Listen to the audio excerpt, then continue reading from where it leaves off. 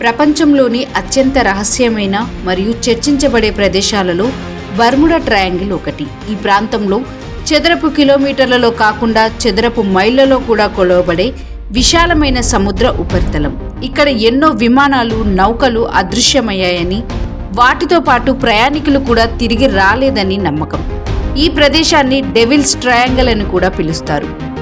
ఈ రహస్యమైన త్రిభుజాకార ప్రదేశం పశ్చిమ అట్లాంటిక్ మహాసముద్రంలో ఉంది. దీనిని ఒక ఊహాత్మక త్రిభుజంగా గుర్తిస్తారు. బర్ముడా ఒక ద్వీపం. ఇక్కడి నుండే దీనికి ఆ పేరు వచ్చింది. మియామి, ఫ్లోరిడా, అమెరికా సంయుక్త రాష్ట్రాలు, సాన్ జువాన్, ప్యూర్టోరికో మరొక ద్వీపం. ఈ 3 బిందువులను కలపడం వల్ల ఏర్పడే త్రిభుజాకార ప్రాంతమే బర్ముడా ట్రయాంగిల్. ఇది అత్యంత ప్రసిద్ధ సంఘటన. 1945 డిసెంబర్ 5న అమెరికన్ నేవీ యొక్క 5 TBM అవెంజర్ టార్పెడో బాంబర్లు శిక్షణ ప్రయాణంలో ఉండగా అదృశ్యమయ్యాయి.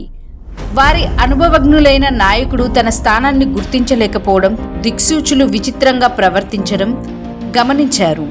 వారికి సహాయం చేయడానికి పంపబడిన ఒక బోటింగ్ విమానం కూడా అదృశ్యమైంది. 27 మంది వ్యక్తులు ఎవ్వరూ తిరిగి రాలేదు.